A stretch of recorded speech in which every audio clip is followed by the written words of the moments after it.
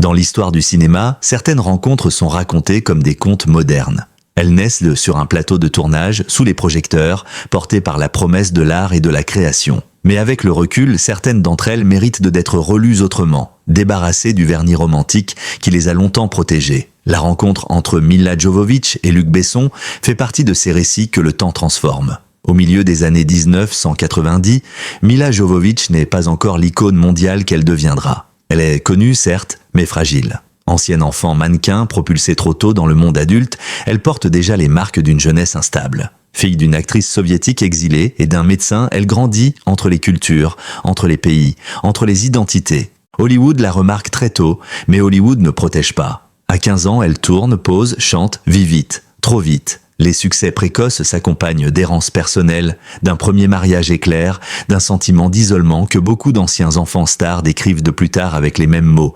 solitude, pression, perte de repères. À cette époque, Milla Jovovich cherche avant tout une reconnaissance artistique qui irait au-delà de son image. Elle veut être actrice, pas seulement en visage ou corps. Elle aspire à un cinéma plus exigeant, plus sérieux, plus européen aussi. Cette quête la rend perméable aux figures d'autorité charismatiques, à ceux qui semblent détenir les clés de la légitimité artistique. Face à elle, Luc Besson est alors l'un des réalisateurs les plus puissants du cinéma européen. Il a imposé un style, un univers, une marque reconnaissable entre toutes. Il est le cinéaste français qui a réussi à parler au monde entier sans renoncer à sa singularité. Il incarne une forme de réussite totale, artistique, économique, symbolique. Dans les années 1990, travailler avec lui signifie entrer dans un cercle fermé, presque mythifié. Il n'est pas seulement réalisateur, il est producteur, décideur, faiseur de carrière. Cette asymétrie est essentielle pour comprendre ce qui va suivre. D'un côté, une jeune femme en construction, en recherche de stabilité et de validation.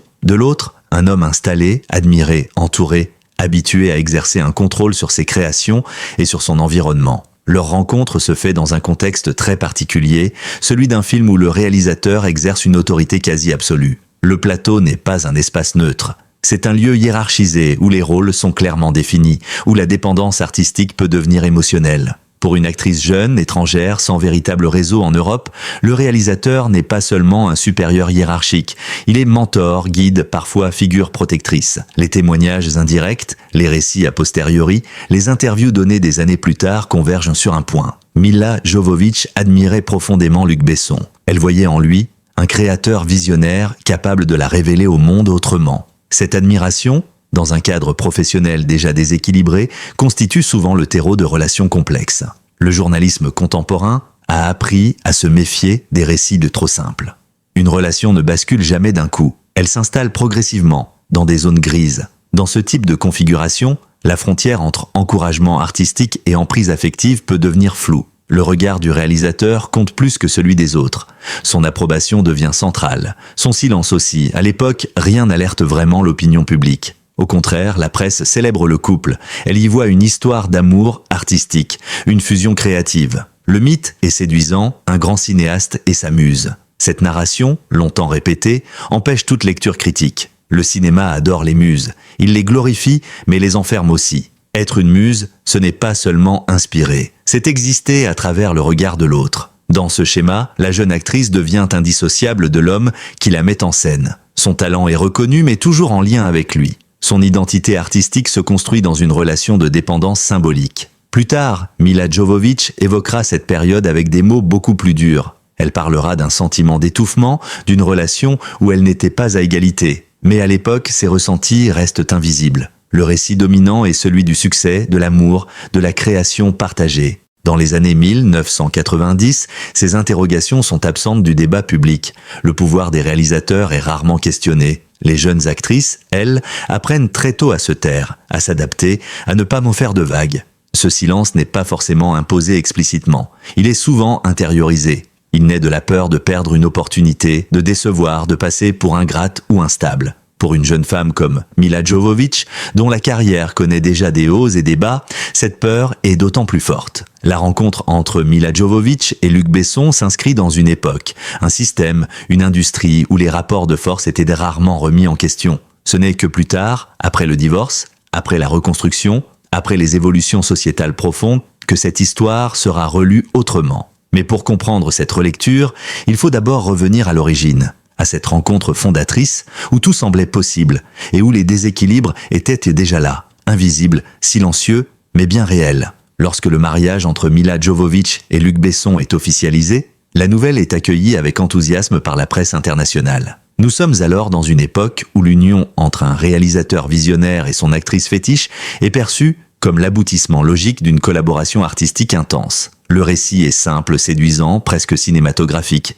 Deux talents, deux destins, une même passion pour le cinéma. Mais derrière cette image lisse, la réalité du mariage s'inscrit dans une dynamique bien plus complexe, marquée par des rapports de force, des attentes implicites et une asymétrie structurelle que peu de médias prennent alors le temps d'analyser. À la fin des années 1990, le mariage est encore largement perçu comme un symbole de stabilité et de réussite.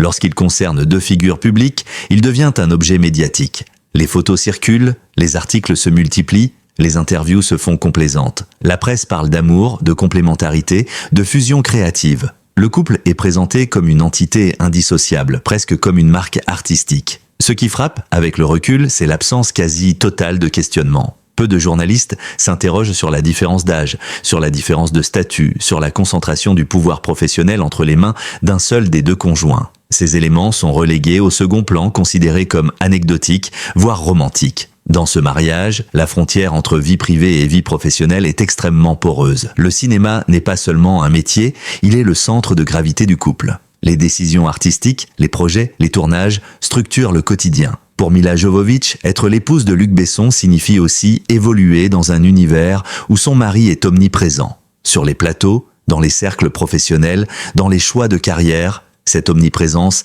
n'est pas nécessairement vécue comme une contrainte au départ. Elle peut même apparaître rassurante. Mais à mesure que le temps passe, elle limite l'autonomie. Les opportunités professionnelles sont filtrées, orientées, parfois conditionnées. L'indépendance devient relative. L'un des éléments récurrents dans les récits postérieurs de Milla Jovovich concerne un sentiment d'isolement. Un isolement qui ne se traduit pas forcément par une interdiction explicite, mais par une réduction progressive des espaces personnels. Dans ce type de relation, l'entourage se transforme. Les amis deviennent ceux du couple, puis ceux du conjoint dominant. Les repères extérieurs s'effacent. Le journalisme d'investigation montre souvent que cet isolement est un mécanisme central dans les relations déséquilibrées. Il ne repose pas sur la violence visible, mais sur la normalisation d'un cadre où l'un des deux partenaires finit par se définir principalement à travers l'autre. Un autre facteur clé est celui de la gratitude. Milla Jovovich doit une part importante de sa reconnaissance internationale à sa collaboration avec Luc Besson. Cette réalité crée une dette symbolique difficile à ignorer. Dans l'industrie du cinéma, cette dette est rarement formulée explicitement, mais elle pèse lourdement. Elle influence les choix, les silences, les concessions. Comment s'affirmer pleinement lorsque l'on a le sentiment de devoir sa carrière à son conjoint? Comment dire non sans craindre de tout perdre? Ces questions, rarement posées publiquement à l'époque, sont pourtant centrales pour comprendre la dynamique du couple. Derrière l'image publique du couple uni, des tensions apparaissent. Elles ne sont pas exposées dans les médias, mais transparaissent dans certains silences, dans des déclarations elliptiques, dans des choix de carrière parfois abrupts. Milla Jovovich continue de travailler, mais son identité artistique reste fortement associée à celle de son mari. Cette association, loin d'être neutre, devient une cage dorée. Le mariage, censé offrir un espace de sécurité et d'égalité, se transforme progressivement en un cadre rigide, où les rôles sont assignés. L'épouse, l'actrice, la muse, des rôles difficiles à concilier avec une aspiration à l'autonomie personnelle. Des années plus tard, après le divorce, le vocabulaire employé par Milla Jovovich pour évoquer cette période surprend par sa dureté. Le mot « cauchemar » revient, rompant brutalement avec la narration romantique initiale. Ce changement de ton n'est pas anodin. Il témoigne d'un processus long, souvent douloureux, de relecture du passé. Le journalisme contemporain sait que ces relectures sont rarement immédiates. Elles nécessitent du temps, de la distance, parfois une transformation profonde du contexte social. Ce qui était autrefois normalisé devient soudainement problématique. Ce qui était « tu deviens disciple ». Au-delà du couple lui-même, ce mariage révèle les failles d'un système plus large. Celui d'une industrie où le pouvoir est concentré, où les relations personnelles et professionnelles s'entremêlent, où les jeunes femmes évoluent dans des structures peu protectrices. Le cas de Milla Jovovich et Luc Besson n'est pas isolé. Il s'inscrit dans une longue histoire de relations asymétriques, longtemps légitimées par le discours artistique. À la fin de cette période, quelque chose s'est déjà brisé. Même si la rupture officielle n'est pas encore actée, les fissures sont là. Le malaise s'installe. La promesse initiale s'est transformée en contrainte. Le mariage, loin d'avoir consolidé une relation équilibrée, a mis en lumière ces déséquilibres structurels. C'est à partir de cette prise de conscience progressive que s'amorce la suite du récit. La descente, le conflit intérieur, puis la nécessité de se libérer. Il existe dans de nombreuses trajectoires personnelles un moment précis où l'on cesse de raconter sa vie comme une histoire heureuse pour commencer à la relire autrement. Ce moment n'est pas toujours spectaculaire. Il n'est pas fait de cris ni de ruptures soudaines. Il est souvent silencieux, progressif, presque imperceptible de l'extérieur. C'est dans cet espace trouble que s'inscrit la descente vécue par Milla Jovovich durant les dernières années de son mariage avec Luc Besson. La descente ne commence pas par un choc, mais par une accumulation de compromis, de renoncements discrets, de silences stratégiques. À l'extérieur, rien ne semble anormal, le couple continue d'exister publiquement. Les apparitions sont maîtrisées, les discours polis, les images soigneusement sélectionnées, mais dans l'intimité, le cadre se resserre. L'actrice, autrefois animée par une quête d'émancipation artistique, se retrouve enfermée dans une identité qui ne lui appartient plus entièrement. Elle est perçue avant tout comme la femme d'eux, la muse d'eux, l'actrice d'eux. Cette réduction progressive de l'individu est l'un des mécanismes les plus documentés dans les relations asymétriques. Le piège, ici, ne repose pas sur la violence manifeste. Il repose sur la normalisation, sur l'idée que cette situation est logique, méritée, voire enviable. L'un des éléments les plus complexes à analyser d'un point de vue journalistique et psychologique est la confusion entre amour et loyauté. Dans ce type de relation, aimer signifie souvent rester fidèle au récit commun, même lorsqu'il devient douloureux. La loyauté ne s'adresse plus seulement à une personne, mais à une histoire, à une image publique, à une construction symbolique. Pour Milla Jovovich, remettre en question le mariage, c'est aussi remettre en question une partie de son parcours, de ses choix, de son identité professionnelle. Cette remise en question est vertigineuse. Elle implique un risque, celui de passer pour ingrate, instable, voire opportuniste. Dans l'industrie du cinéma, ces étiquettes collent longtemps. Durant cette période, le silence devient un outil. Non pas un silence imposé par la contrainte directe, mais un silence choisi, intériorisé, rationalisé. Se taire pour préserver l'équilibre, se taire pour éviter les conflits, se taire pour ne pas fragiliser une position déjà précaire. Le journalisme contemporain sait combien ces silences sont souvent interprétés à tort comme des signes de consentement ou de satisfaction. Or, dans de nombreux cas, ils relèvent d'une stratégie de survie psychologique. Dire moins pour tenir, s'effacer pour durer. Ce silence est d'autant plus lourd qu'il est entouré de discours positifs.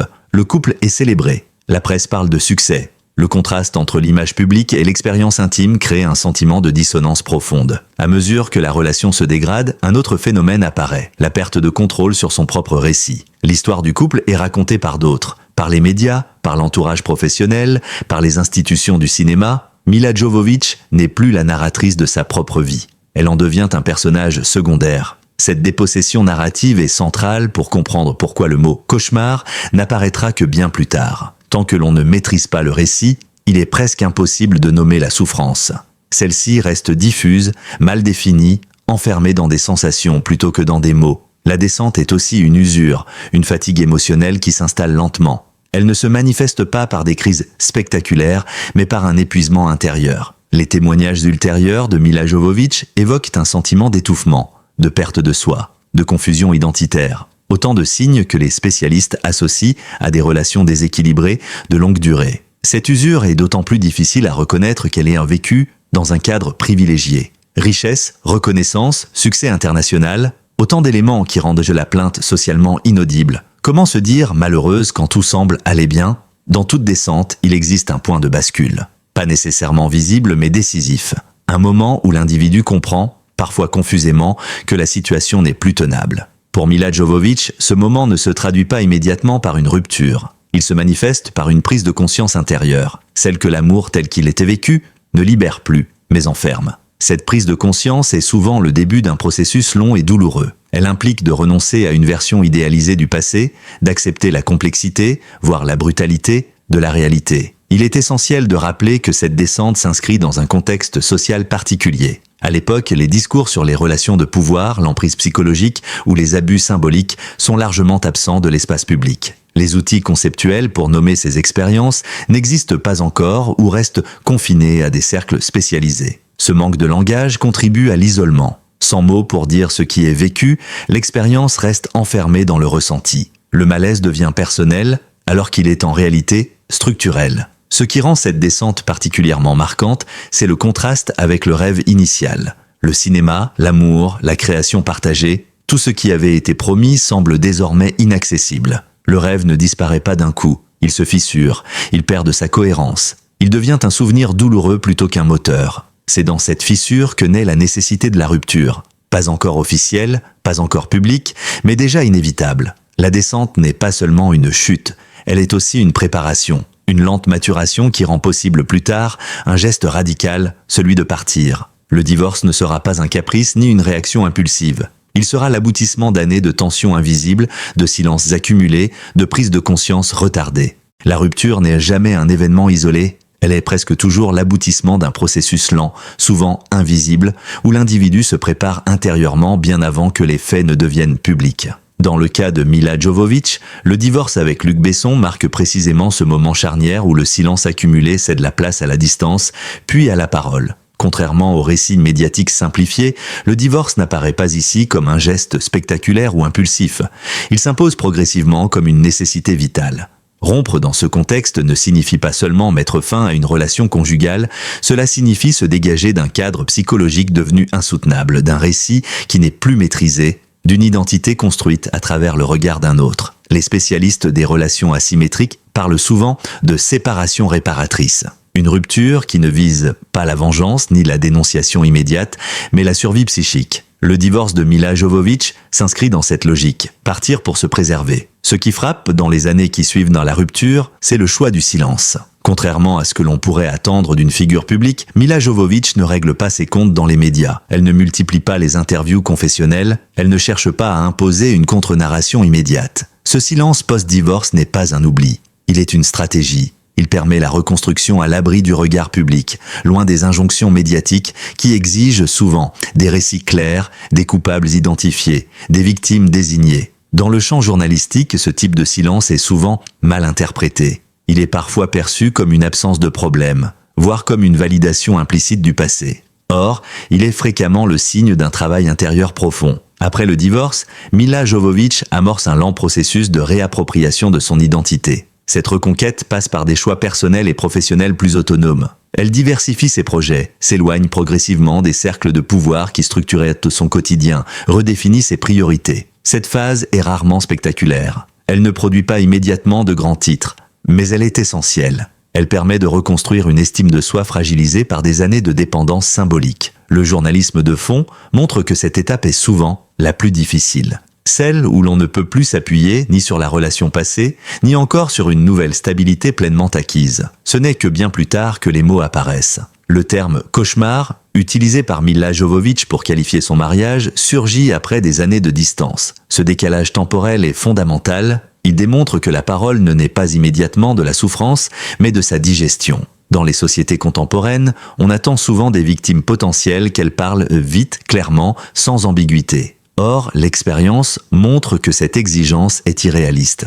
Nommer un passé douloureux nécessite un espace de sécurité, une reconstruction préalable, une capacité à supporter les conséquences symboliques de cette parole. Lorsque Milla Jovovich commence à évoquer son mariage en des termes plus critiques, le contexte a profondément changé. Les débats autour des rapports de pouvoir, de l'emprise psychologique et des abus symboliques ont émergé dans l'espace public. Ce changement de paradigme permet une relecture du passé qui aurait été impensable 20 ans plus tôt. Le mot « cauchemar » ne désigne pas nécessairement un ensemble d'actes précis. Il désigne une expérience globale, un climat, un ressenti durable. Cette distinction est essentielle pour éviter toute simplification abusive. Le journalisme rigoureux ne cherche pas à réduire une relation complexe à une série d'accusations, mais à comprendre les mécanismes qui ont rendu cette expérience destructrice. Parler tardivement n'est jamais sans coût. La parole de Milla Jovovich s'expose à des critiques, à des soupçons d'opportunisme, à des tentatives de disqualification. Pourquoi maintenant? Pourquoi après tant d'années? Pourquoi employer des mots aussi forts? Ces questions, récurrentes dans l'espace médiatique, révèlent une difficulté persistante à accepter la temporalité réelle des traumatismes psychologiques. Elles montrent aussi combien les femmes, en particulier dans les industries créatives, sont encore sommées de justifier leur souffrance.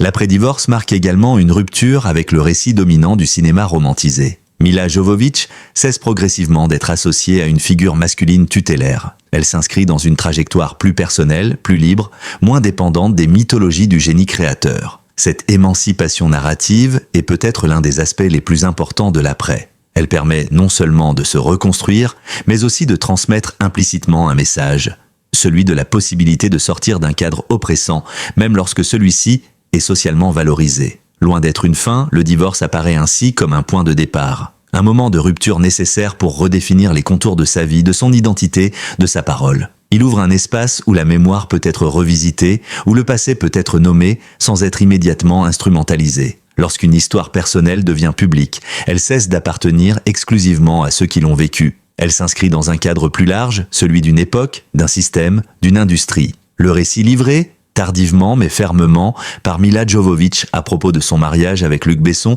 dépasse ainsi largement la sphère intime. Il agit comme un révélateur, non pas d'un scandale au sens spectaculaire du terme, mais d'un fonctionnement longtemps normalisé, protégé par le prestige artistique et l'admiration collective. Le journalisme rigoureux se méfie des récits isolés, il cherche à comprendre ce qu'ils disent à jeu du collectif.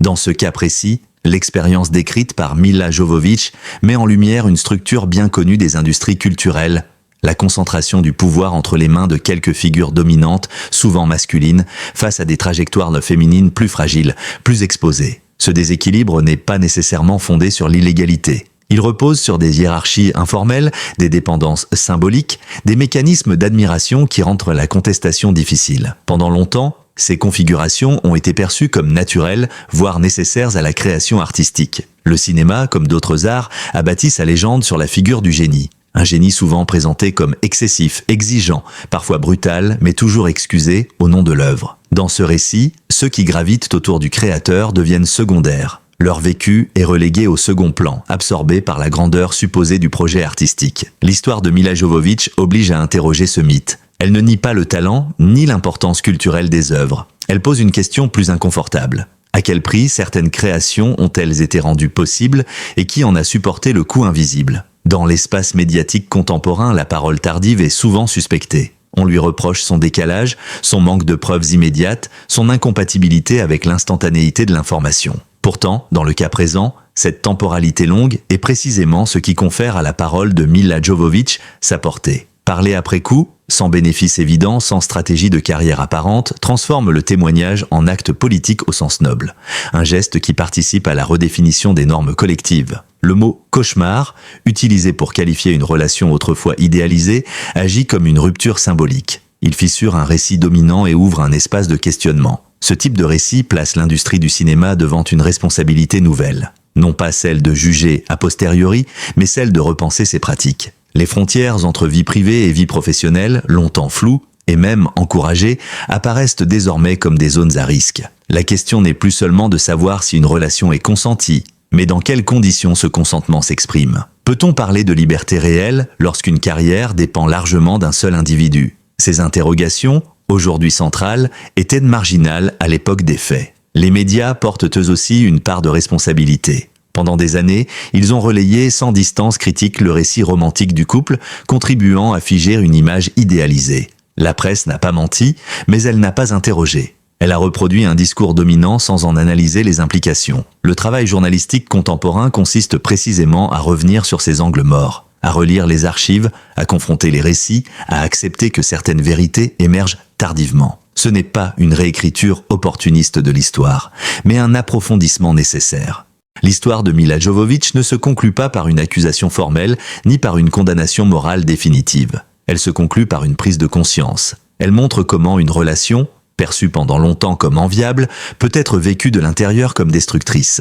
Cette prise de conscience ne concerne pas seulement les célébrités. Elle résonne auprès de nombreuses femmes et d'hommes qui ont évolué dans des environnements professionnels marqués par des rapports de force similaires. En ce sens, ce récit dépasse largement le cadre du cinéma. Il interroge notre tendance à confondre succès et légitimité morale, création et domination, admiration et aveuglement. Le journalisme a ici un rôle essentiel. Celui de complexifier les récits, de refuser les simplifications, de donner une place aux voix longtemps restées en marge. Nommer un passé douloureux ne vise pas à détruire une œuvre ou une carrière, mais à humaniser les trajectoires, à reconnaître les zones de souffrance que le prestige ne doit plus masquer. En qualifiant son mariage de cauchemar, Milla Jovovich n'a pas seulement parlé d'elle-même, elle a contribué, volontairement ou non, à une conversation collective sur le pouvoir, la vulnérabilité et la responsabilité. Cette conversation est loin d'être terminée. L'héritage de cette histoire ne se mesure pas en polémiques immédiates, mais en évolution lente, celle des mentalités, des pratiques,